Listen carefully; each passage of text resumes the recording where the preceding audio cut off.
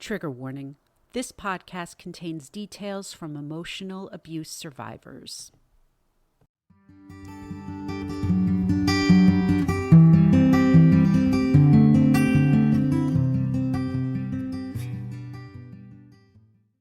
Hello and welcome back to Emotional Abuse is Real.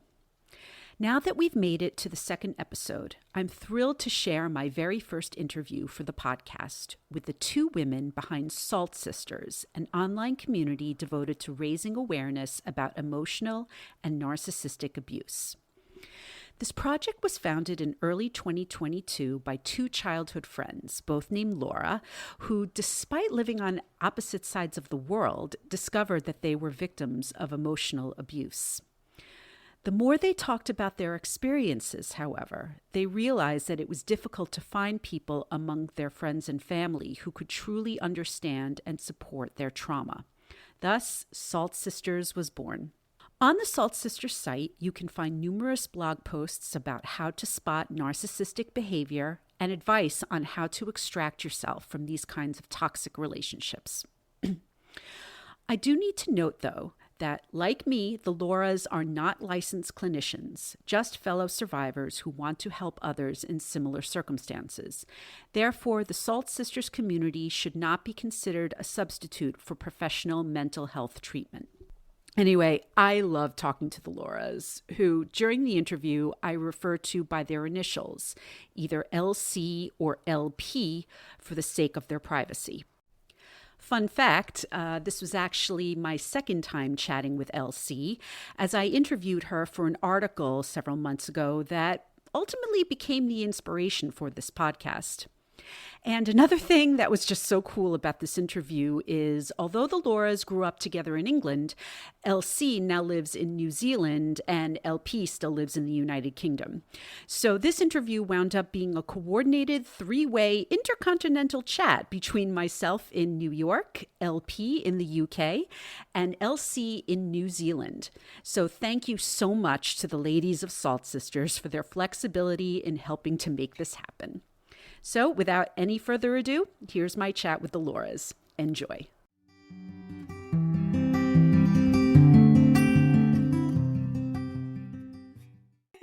I just can't thank you both enough for being here on the podcast. And to start, I'd just love to hear about how Salltsisters came to be. So it's been around for about a year, right? So a few years ago, after I found everything out about the emotional abuse, I just was processing it all and started journaling. I'd been to therapy and that. And then I just came up with this idea because I realized I had no education about narcissistic abuse. I didn't really know how to heal from it. And I was like, there must be other people that are in the same situation. So I said I wanted to start doing a blog. And then Laura was still figuring things out. And I used to just talk to her about everything. And that's how she connected the dots. And then she was like, oh my gosh, I need to do this as well. And it sort of became a healing process for both of us. Yeah, I think you were a little bit further ahead in your healing process at the time. So we were talking about it for a little bit before, just in our own personal lives. And then you came to me with the idea that you wanted to do it and, create a kind of community and involve other people. And I just thought it was the most amazing idea because, again, there wasn't really anyone that I could talk to in my personal life that really fully understood. And it was only really talking to Laura about it that it really started to help. So that's kind of how the idea started. And yeah, I was obviously in New Zealand as well. I left the UK in 2015. So we both had these crazy relationships within that time, but still kept in contact with each other. So it was like we'd never really met our partners either. So it was quite separate. Okay, so what I would love for you both to talk about is what is the mission of Salltsisters and what do you hope to achieve with it? So we want to essentially we want to build a community of women who are brought together by their trauma of dealing with narcissistic abuse in particular, but that kind of comes under the umbrella of emotional abuse. And we just want to bring women together so that we can validate each other, because it's such an isolating experience. And like Laura was saying, you often don't know anyone that's been through it. And we just want to have like a platform somewhere where women can contact each other and sort of relate, validate each other, and just know that they're not alone. Absolutely. And we'll repeat this again at the end, but so it's salltsisters.com, and salt with 2 L's. Is that correct? Yes, It is, for yeah. Laura. Okay. And also, you guys are also on Instagram, and that's Salltsisters Official. That's right, yeah. Correct? Okay. All right. So I will put those in the show notes. And remember, everybody, it's Salltsisters, 2 L's. So what I'd love to do is, Elsie, I know we've talked before, but this is an opportunity. What I'm really looking forward to with this podcast is, when I initially interviewed you, it was for an article where no matter how much you told me, it was going to get reduced to just a few sentences. So I would love it if each of you would tell me your emotional abuse story. Yeah. So Elsie's going first. Okay. Yeah. Sorry, I'm Elsie. Yeah, so for me, I knew at the time of my relationship, it was very up and down. And well, like a roller coaster ride, I didn't really know it was abusive at all. So I had this like rocky relationship, breakups, getting back together, silent treatment, love bombing, all that stuff, which I now know the lingo for. I didn't at the time. And I had this like really awful breakup where it slowly got reduced to that. I'd found out that my boyfriend at the time, he'd had these text messages crop up on a laptop that I was using that had said, "Thank you for dinner last night. I had a really great time getting to know you. We should do it again." I was like, that's really weird. And they were from a few months before. So they just sporadically popped up. I hadn't done anything. I rang him immediately and he just didn't respond. He had nothing to say to me whatsoever. And at the time, he was actually working abroad and we were in Australia and he was in New Zealand. And then he just silenced me. He wouldn't talk to me about it or anything. I took a step back to process everything. I was quite shocked by it all. He didn't really have anything to say. He said he hadn't done anything wrong and that I was being dramatic. So I kind of left it at that. But we were also about 5 days away from going on holiday to Bali. So we were going to meet back up there. And then I was going to go off traveling for a bit with a best friend. So I had this like silent treatment going on for a few days. I'd been with him for 2.5 years. And then I was sort of begging him to communicate with me, just give me some clue as to what is going on in your mind. Like, why am I fighting for your explanation when I haven't done anything wrong? So that was like a bit weird. And then out of the blue, he just literally broke up with me on a text message the day before our holiday. And I was like, oh my God, I've got to go to Bali, where he's booked this whole trip in this like hotel room for 2. And like, I was so quiet for about 2 days, just really numb. I didn't know what to think. I didn't cry. I didn't tell anyone because I was so embarrassed. And then this breakup just like knocked me sideways. I just didn't know what had happened. I didn't understand how after 2.5 years, it was reduced to such a colossal ending. And then I was meant to go to the Philippines and meet my friend. And it was just, I was trying to make the best of a bad situation. I was pretty miserable. I did cry an awful lot, but I got through it. And then God, I sound like such a jet setter, but then I flew back to Australia. You live in a certain part of the world. It's okay. Yeah, it was actually really good timing, because it was kind of good to leave my current environment and escape all of that pain. But yeah, so I was back in Australia doing a working holiday, and then I moved to the opposite side. So I was on the East Coast, and I knew my ex was still living on the West Coast. And then he kind of just kept breadcrumbing me, just sending me little messages of hope all the time, that I kind of thought, oh, maybe we'll get back together again. Ignored how awful I'd been treated. I love that term, breadcrumbing. I just want to say that I have never heard it used as a verb, and I think that's perfect. That is a perfect verb for like stringing you along. Yeah. Exactly. Yeah. So he was feeding me all these hopeful messages. And then this was about two months after our breakup. And then I was living with a group of people, and they were like, why don't you just get out and meet new people? Just try and like move on a little bit. So they like put me on all the dating apps. I was absolutely terrified, definitely not ready. And then had an awful experience. And then I got this random message from my ex being like, what are you doing on Tinder? Get off. And I was like, how the hell does he know? Like, he's on the opposite side of the country.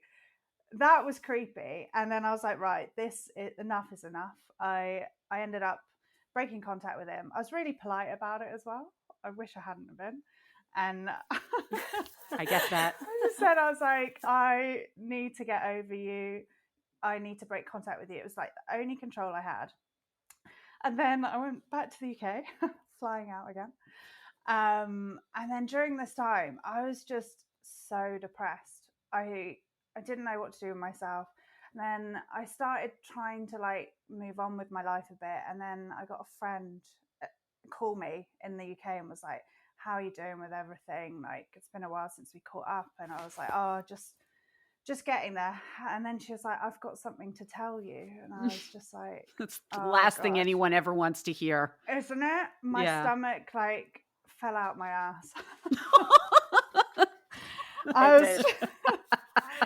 And she then goes, so I found something out about your ex-boyfriend, and I've been toying with whether I should tell you. And I was like, well, oh God, you got it now. I know, this was like 5 months after, I think, roughly is the timeline. And then she was like, yeah, I found out that when you were together, right at the beginning of our relationship, so in the first 6 months, she was like, one of my friends slept with him when he was working away. And I was like, what? Are you sure? She had all the proof, all the receipts for what he'd been doing. She had the girl that she knew, explained everything. It all made sense. And I was just like, I couldn't believe it. And then it was like everything sort of started coming out of the woodwork. And it was almost like validation as well, that there was something wrong in the relationship. I just didn't know what it was. It's like it's like you finally didn't feel crazy.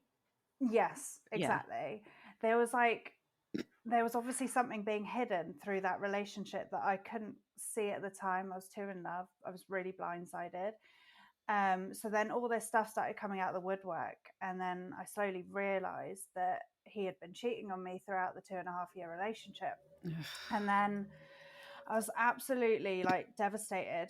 I obviously had to worry about my sexual health as well. I was like, sure, I need to go and get checked out. Sure. I just had all these worries and concerns. And then I talked to another friend who was going through a rough time in her relationship. And then she just said, oh, he sounds like a narcissist. And I was like, a narcissist? What's a narcissist? And it just gave me the vocab to explain every up and down that I'd ever had in my relationship. And it was like ping, ping, ping. Things were just like light bulbs going off in my head. I was like, this is what my relationship was. And yeah, so like this whole process just like went on for so long. So I felt like I only started trying to move on once I had the facts of what had happened. Yeah. And then I had like a bit of a breakdown. Who could blame you? Standard. Who could blame you? So yeah, I went off the rails a little bit, and then I was like, I need to leave England. I was like, I just wanted to return to the last place I was happy, which was New Zealand. So left New Zealand, started therapy, and then that's how I started processing what I now know to be a narcissistic abusive relationship. It's quite a long story, wasn't it? No, not at all. Not at all. And I've heard some of it before, so it's all good. No, but it's fine. It's fine. Listeners, Elsie and I have known each other for several months now, so it's all good. It's all good. All right. So, but could you remind me, of the timeline? When did that happen? Okay, so the breakup or the actual relationship? Both. Okay, so our relationship started in about May 2016. Okay. Ended in end of January 2019 or 2018. Okay. Yeah. It's something one of like them. that. I think it's 20. It was 2.5 years. 2019. Thank you, LP. Laura. 19. Yeah. I think. Yeah. Yeah. Yes, exactly. So you are Got home. it. So then. it was It's like the last time January you were home. 2019 it ended. Yeah. And then I found everything out around May 2019, June 2019. Got it. Okay. So, all right, LP, you're up. Yeah. Oh, gosh, where to start? I think, the first few months of my relationship seemed absolutely perfect, and it came out of nowhere.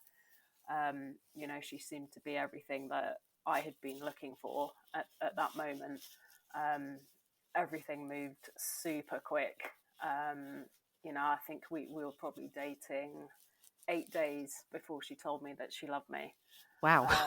Yeah. So it was pretty intense, Sure. to say the least. But I was completely captivated by it, and also felt the same way, and just kind of was happy that I'd finally found someone. What you hear people describe, or this feeling, that's what it was. I think so. We moved in together pretty quickly, probably after 2.5 months, something like that.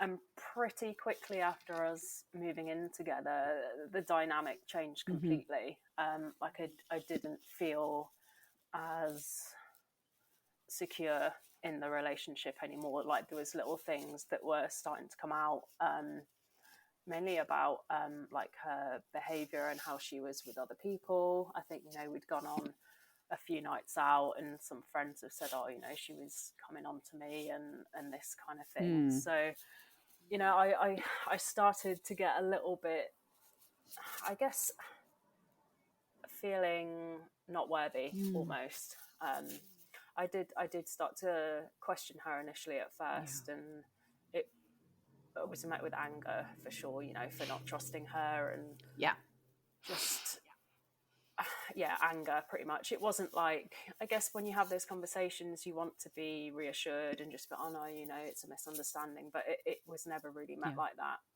And I think it just starting to happen more and more. And I think we went on another night out, and she would always be like disappearing for hours, or you get the he said, she said, oh, she's been doing this, she's been doing that. And she started to be really distant, and was on her phone all the time, and was messaging the same kind of people. I did get into the habit of looking at the messages, which is I hate admitting that, to be honest, but almost felt vindicated when I had seen the messages that were being sent. And despite seeing that and questioning her about certain friendships, she was so convincing in making me believe that I wasn't seeing what I was reading. I was making it all up. It was all in my head. She'd say things like that she would think about this person as she was having sex with me, and I was misreading that as being something it wasn't. That is some serious gaslighting. Wow, I'm so sorry that happened to you. It really sucked, and it went on for quite a long time. with a specific person especially. And I think the more that I tried to question it or bring up my concerns or insecurities, the more it was shoved down, the more I was being crazy, the more I was trying to control her and who she saw. And I think So she was saying to you that you were trying to control her. That's yeah, for sure. I didn't want her to make new friends. I didn't, I didn't want her to do anything. Wow. Yeah. And I think at the time I was on, or I'd started medication for acne, and I think there were some pretty serious side effects. And she convinced me that me acting this crazy way was a result of those drugs. So wow. Oh my! It sounds awful. I'm embarrassed. Did she was she a medical professional? Didn't think so. But I believed her, and I stopped taking them. Okay. I just to kind of prove that I was, really trying in the relationship.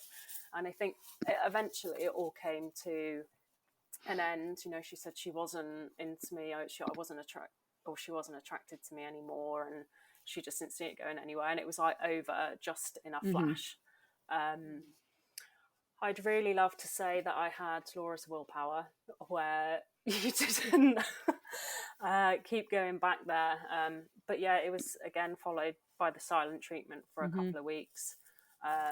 She would pop up out of nowhere. I moved back to my parents pretty instantly.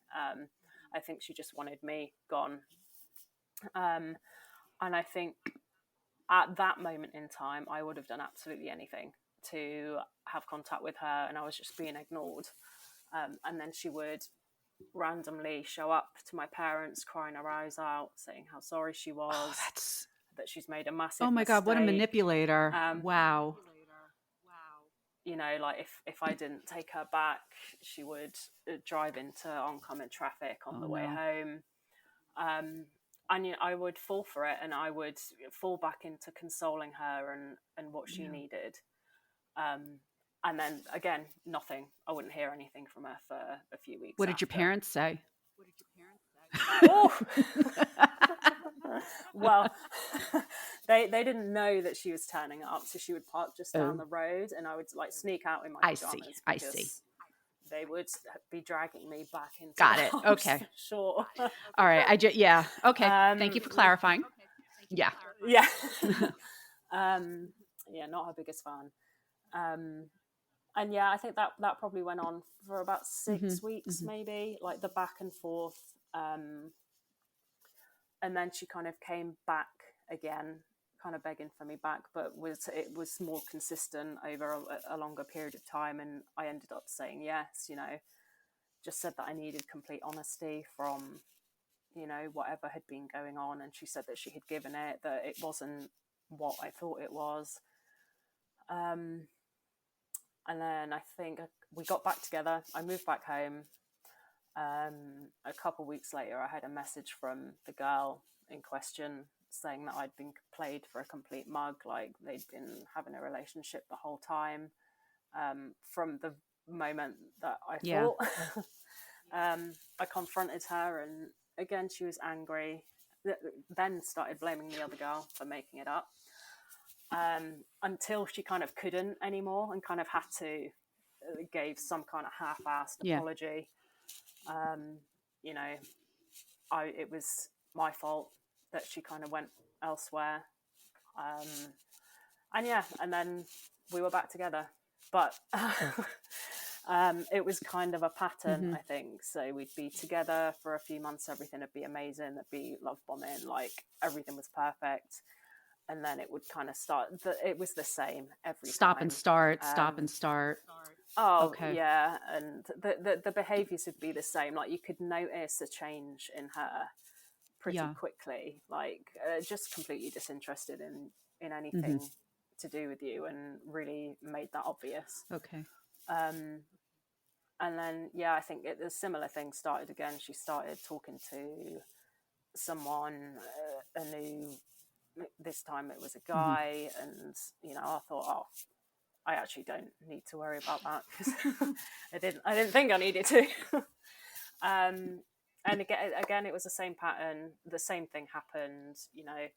I think throughout all this time, I'd never told my friends or family what actually happened when we broke up. So I never told them that someone had come to me and said that she was having an affair the whole time. I was embarrassed, I think, that I didn't, and I wanted to protect her. If I knew that I wanted to get back with her. So if the people that love me knew what really happened, it would make it a lot harder for her to be in my life. So I never told them. And then I think we were supposed to go and see Lady Gaga for the concert up country somewhere. And she said that she couldn't get the time off work. And at this point, we're already going down like the devalue stage. And she just said she couldn't get the time off. I'm going to have to take someone else. So I took my sister. It turns out she did get the time off work. She had the time. She was spending time with the other person. Yeah. But on the way home from the concert, I told my sister everything that had happened. So it was, I think, just having that conversation, it was like, okay, now I actually need to do something about it. I can't live like this. Good for you. And I'm going to chalk that up to Lady Gaga. I bet you she gave you the confidence to do that. Yeah, maybe. Yeah. But yeah, so I got home and I said that I can't do this anymore. And we broke up, and I think I kept the house actually, and the idea was my friend was going to move in. But again, it wasn't just clean cut. I couldn't just completely cut it off. I still kind of craved hearing from her just to see how she was. And I think she kind of needed to know that I still needed her for a long time afterwards. So yeah, there's probably a lot of stuff that I've missed out there. But yeah, it was pretty tough. So, I mean, again, like, what was the timeline? Like, how long would you say the relationship was, and when was it finally over? The relationship was just shy of 3 years. I think we got together in August 2015, something like that. So it was probably the year before Laura had her relationship. And I think, again, we'd be good for a couple of months at the start, then 3 or 4 months of being devalued and then discarded. It always kind of ran around that pattern. Yeah. And so when would you say you finally were done? I think I tried to move on pretty quickly without understanding what had been happening. So I honestly don't think I would have been completely done until a year after we broke up. I think she still kind of kept messaging every so often, and I found it quite hard not to respond. But I think once me and Laura started talking a little bit more about narcissism and emotional abuse, it really opened up my world a little bit. And like Laura said, a lot of bells were like ringing, boxes were getting ticked, like everything was kind of starting to fit into place.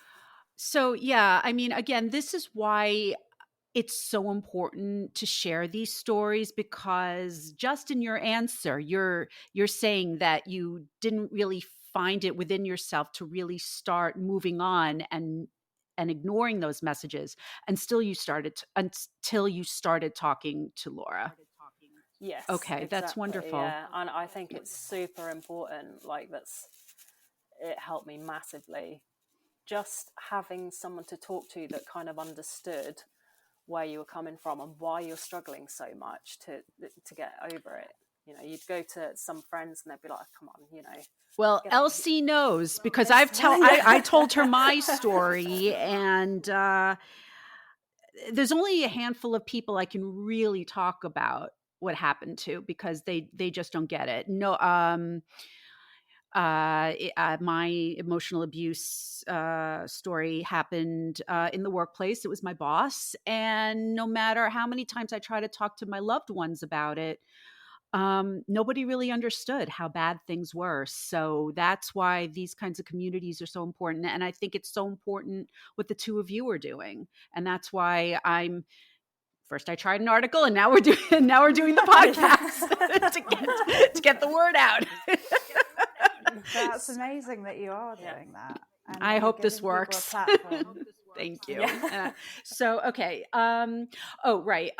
So I wanted to know, like, because I know you guys were childhood friends in the UK. Like, how old were you when you met and started your friendship? 7? 7 years old. Yeah, I think you were 7, I was 8. Well, I think we moved to the same town, like within 9 months of each other or something. Yeah. So I moved. Yeah, again, I sound like a jet setter. Oh, I moved from Switzerland to the UK. Oh, wow. When I was 7. I just moved from Yorkshire. Yeah, and then we just moved there in the same year and literally down the road from each other, and then went to the same school and everything. So yeah, both pretty weird kids. And no, you're not weird at all. And besides, we're all weird. That's what I'm going to say. And how old are you guys now? 32. 33. Awesome. I thought you guys were younger. Did you? Thank you. You're welcome. Okay. So, all right. So let me get back down to, all right. So what would you say are some red flags of emotional or narcissistic abuse that people should look out for? I feel like it's more something that you need to identify in yourself, like get comfortable with understanding your emotions and not normalizing them. So I feel like sometimes everyone wants to define a narcissist, and you're not going to get them diagnosed for one. And also I think it's better to view it as like, it's more of a personality style that they have, and that kind of like, if you're introverted, extroverted, you're a narcissist, like all these different things. It's quite hard for them to change their ways. But like with them, I feel like quick is a real like big red flag. So when you meet them, things progress so quickly. And like the same way that Laura's relationship started, I think my ex had told me he loved me within 3 weeks of being together. So it wasn't 8 days, but 3 weeks was still pretty soon. If I compare it to my relationship now, it was more like 4-5 months until we were like comfortable with bringing that up, which just kind of shows like the difference in speed. And yeah, we moved in together within 3 months as well. So I feel like quick is a really big red flag. And also just that gut feeling that we're not very comfortable at listening to. Because especially early on, you get like swept up. Yeah, you're ignoring it because you don't have time to process what's going on because it's happening so quickly. There's no like standstill of being like, hang on a minute. And also like, I think with me at the beginning, I did kind of set a boundary that I wasn't looking for a relationship. But at the time, I didn't realize that was like almost like a green light to my ex. I didn't know what I was up against by saying that. It was almost like it became a challenge to change what I wanted, if that makes sense. Yeah. Trust yourself. That sounds like, Oh, for sure. Yeah. I think mine, it depends on the types of relationships that you've had. I think I would definitely look out for people that don't really have many friends. That's just my own personal one. I think, or have a quick turnover of people in their life. And yeah, I think there's so many others, like to be honest. Friends that make them look good as well.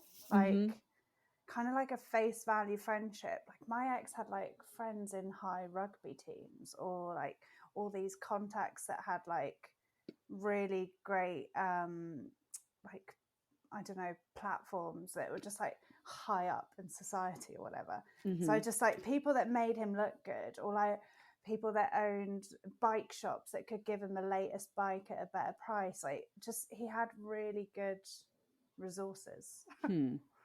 So he had people who like look good on paper. Yes. In his life. Yeah. Got it. Okay. Okay. And what is one thing that you want the public to know and understand about emotional or narcissistic abuse? That narcissistic relationships or like emotional abusive relationships are not bad all the time, because when they're good, like, can we swear? Yeah. They're fucking amazing when they're good. Like, you honestly think you have like won the jackpot. You're like, you've with your soulmate, they mirror all your hopes and dreams. Like, they're incredible. They're taking you on crazy dates, like buying you helicopter rides. That was one of my love bombing things. And Right. It wasn't for like my birthday. It wasn't for like Christmas or anything. It was, I think, my memory's quite foggy, but I think it was after something bad had happened, because that's like a really extravagant gift to give someone. Like, it's mental, a helicopter ride over the mountains. So I remember when you told me about that, and you said it wasn't even for your birthday or Christmas or anything like that. That's wild. Exactly. Yeah. So like you get so like high off of all these things. You're like, this person's saying everything that I've never heard before, and like I've had shitty boyfriends, so like it was quite a low bar that I'd set. So then if someone swoops in and is like telling me I'm the most amazing thing they've ever met, like, you buy into that. It's hard not to ignore that. I get it. I think I would say also that it's absolutely not your fault. Like, people definitely take a lot of blame coming out of a relationship like this. Like, oh, I should have known better. I should have seen the signs earlier. That's just what they do. They're master manipulators. So it's absolutely not anyone's fault that this happened. Yeah, absolutely. Like they don't pick just weak characters. They'll pick strong characters if they want a challenge. That's more gratifying to knock a woman off her pedestal that was so confident and independent, to reduce her to nothing. Or like vice versa. If you've got someone that you can manipulate who's really like a people pleaser, empathetic, that's like really easy for them to get the gratification from knocking them down as well. So it's like, yeah, it's just...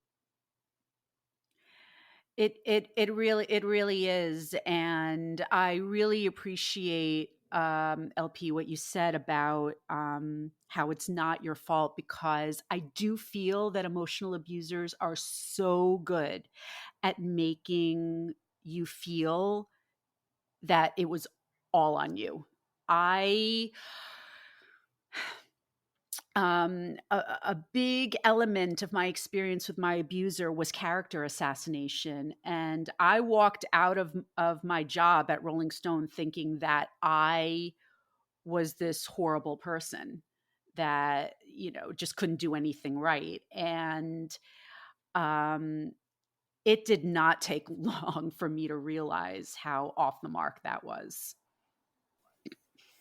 I mean, that's really good that it didn't take you long to realize that. I think it's definitely still something I struggle with intermittently. Is, I think, the long-term effects of that kind of abuse is it really does weigh you down, and learning to trust yourself again, and not taking on board what all these people are saying or what the abuser is saying. It takes a lot of work.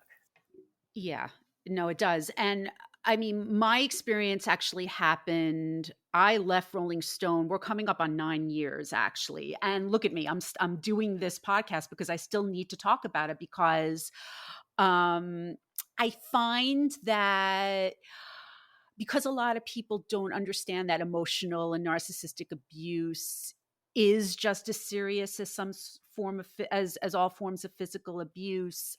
I find that because my boss didn't sexually assault me, that it really wasn't that big of a deal. I know, Yeah. that's exactly like, but if you think about what's portrayed on TV, you define abuse as physical. Like Yes.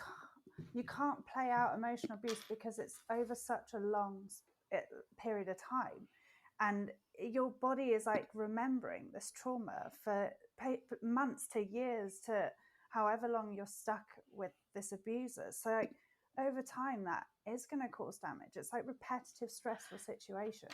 It's absolutely true. No, I'm glad you brought that up because I was looking for a way to kind of shoehorn this tidbit in, because I've recorded a version of my story, but I didn't include this part.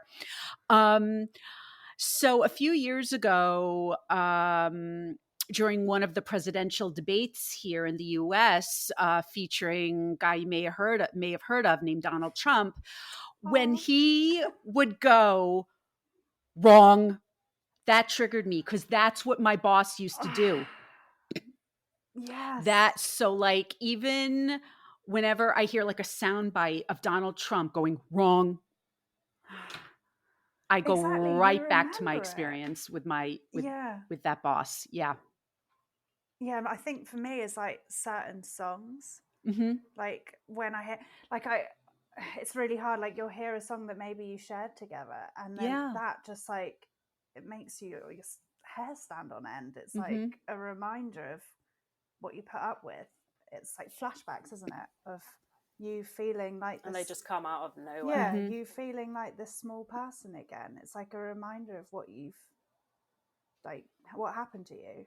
Yeah. So, what can we expect coming from Salltsisters in the near future? I'd love you. This is your opportunity to share whatever you want about the blog, the Instagram, anything else you have going on. Here's your opportunity.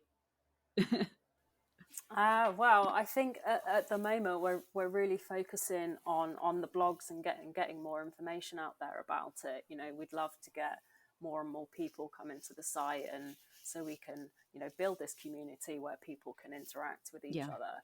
I think Instagram at the moment is just a way for us to communicate with people that want to, and I think there's obviously going to be posts about when our new blogs are coming up, and we just kind of want to try and get as many people in the community, because we feel like the more people are in it, the more people it's going to help, the more people are going to feel less alone and validated, and I think it would just be Absolutely. Yeah. So listeners, the blog post on saltsisters.com are excellent, excellent resources. So please go check them out if you have any questions about emotional or narcissistic abuse. If you just need someone to talk to, reach out via their Instagram or their website. So the website is salltsisters.com.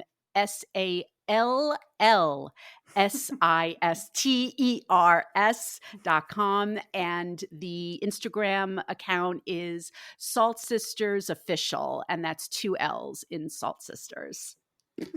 Thank you for that. My pleasure. It's quite a mouthful. Did you have anything you wanted to add to that, Laura?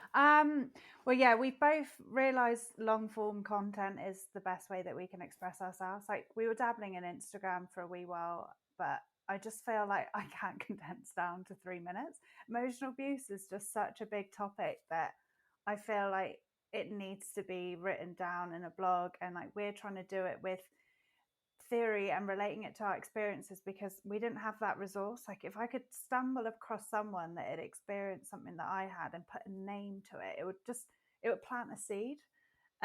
Because obviously these relationships are incredibly difficult to leave, and even maybe with that information it's hard to know. But if someone can sort of point out you're living in a pattern, this relationship's a cycle, like it just might help you connect the dots. And that's what we're hoping to provide, just help people get to that point. And I think that this is a wonderful endeavor that you guys are working on right now, because it's It's starting to be talked about a little bit more, but I do find that community is essential in these kinds of situations. So thank you both again for sharing your stories, for doing what you're doing, for coming on and talking to me. And guys, we did it. We did it. One person in New York, one person in the United Kingdom, and one person in New Zealand. We did it. Yes. Such a time difference as well. Everywhere. I know. Thank you, Serene. This was great. Thank you so much, both. It was All right. to talk to you. All right. You guys take care. Thanks again. You too. Bye.